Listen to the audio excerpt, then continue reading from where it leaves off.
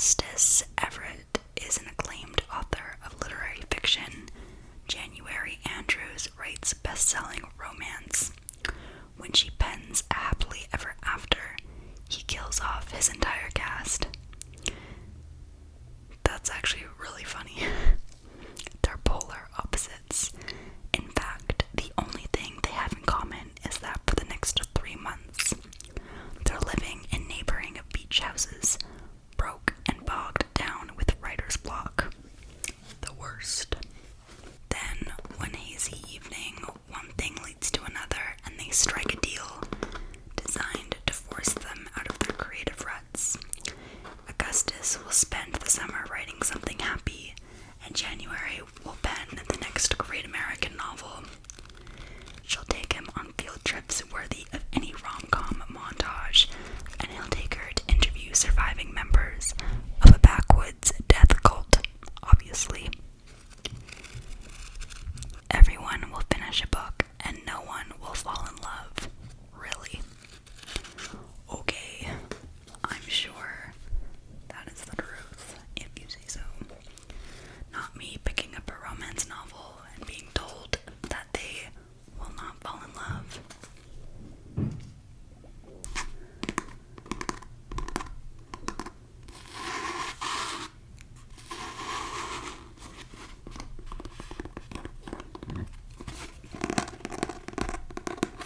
So I am really excited to read this, but I did recently just read her other novel titled People We Meet on Vacation, and I gave it 2 stars. Wasn't a fan of the romance. I didn't find the characters and their relationship believable, but everyone loves this author, so I really want to give her a second chance. I really want to start reading now, but they are so loud. One day I will film a video and not complain about the noise upstairs. One day.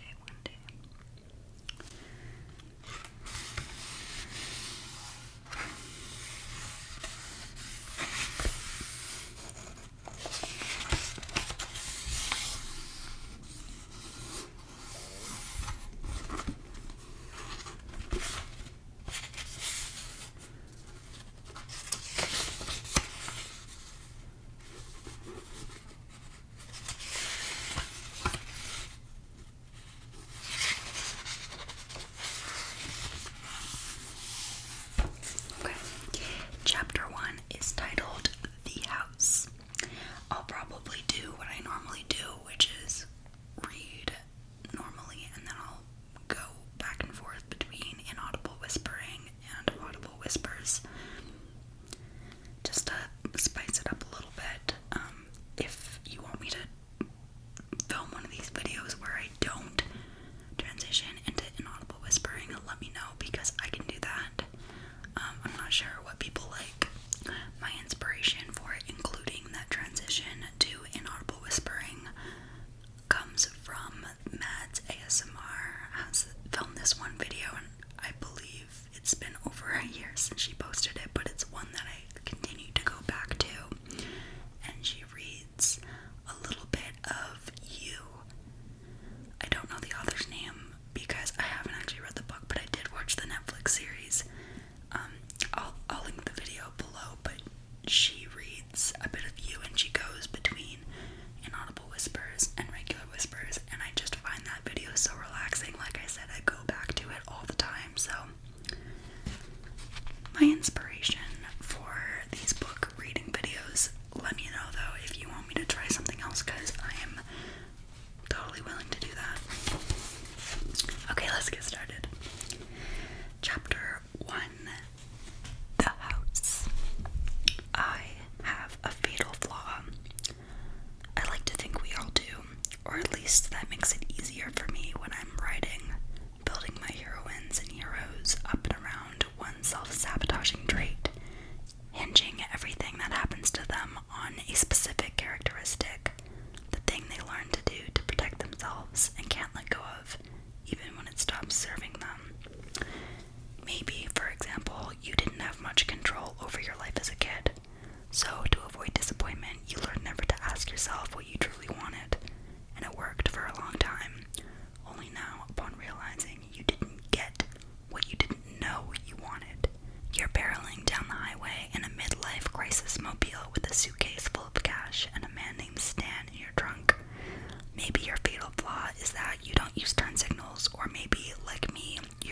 was romantic.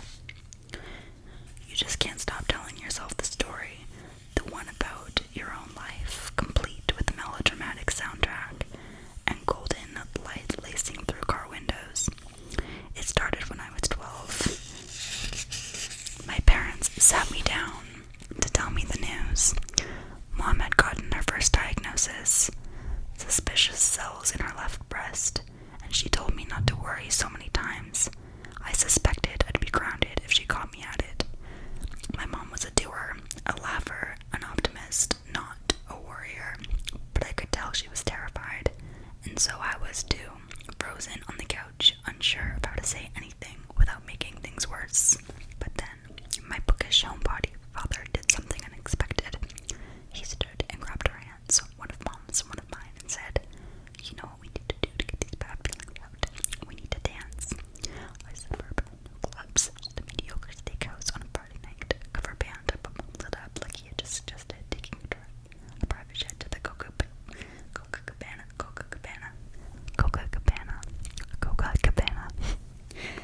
She wore her buttery yellow dress and some hammered metal earrings that tinkled when she moved. Dad ordered 20-year-old scotch for them and a Shirley Temple for me, and the three of us swirled bobbed until we were dizzy, laughing, dripping all over.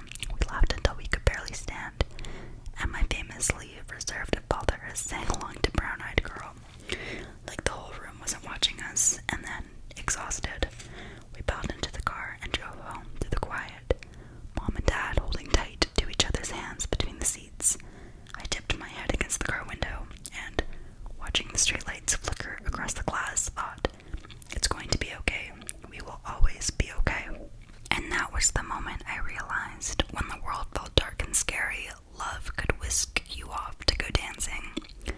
Laughter could take some of the pain away. Beauty could punch holes in your fear. I decided then that my life would be full of all three. Not just for my own benefit, but for Mom's and for everyone else around me. There would be purpose, there would be beauty, there would be candlelight and Fleetwood Mac playing softly in the background. The point is, I started telling myself a beautiful story about my life.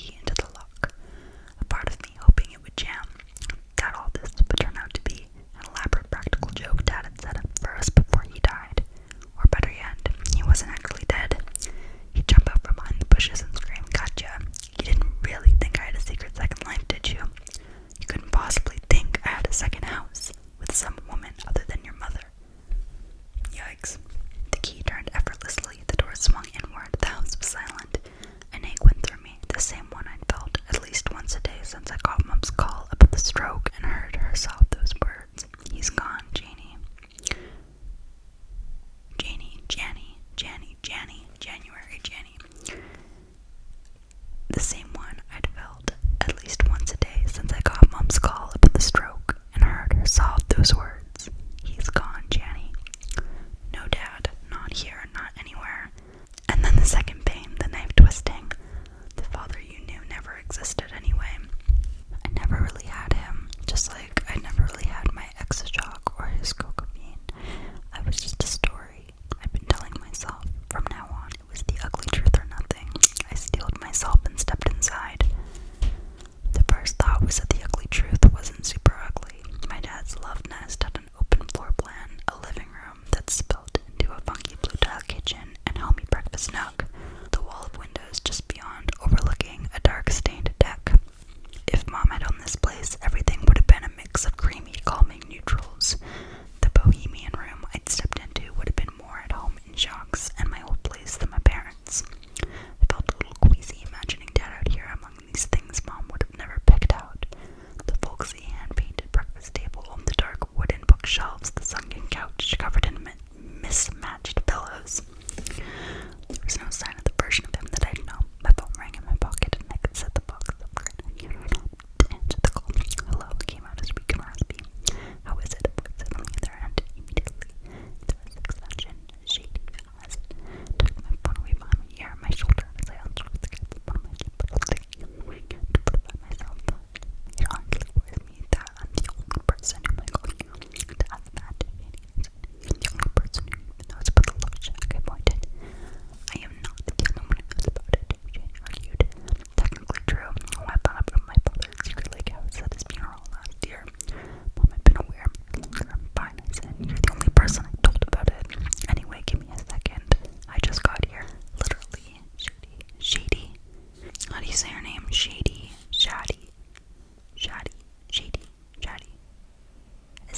S-H-A-D-I. Shady. I don't know.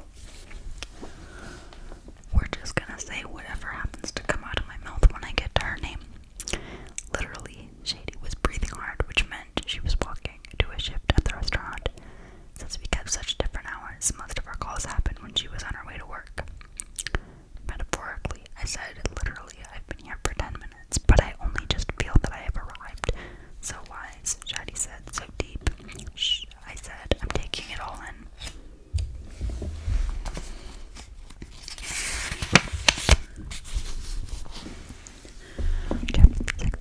Shady heard to say it's about ringing upon him. I was not. I was simply holding the phone to my ear, holding my breath, holding my racing heart in my chest. So I scanned my father's text. I could have been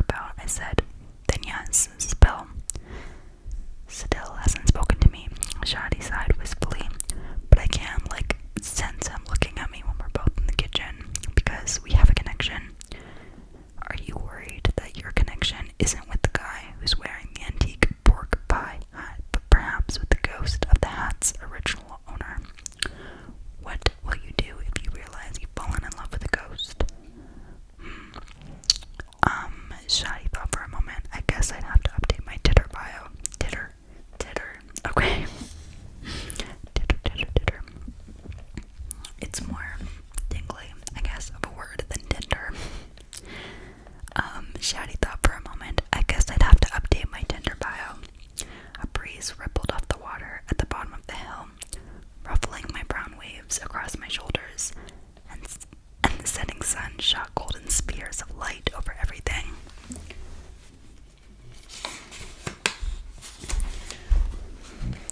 So bright and hot, I had to squint to see the wash of oranges and reds it cast across the beach. If this were just some house I'd rented,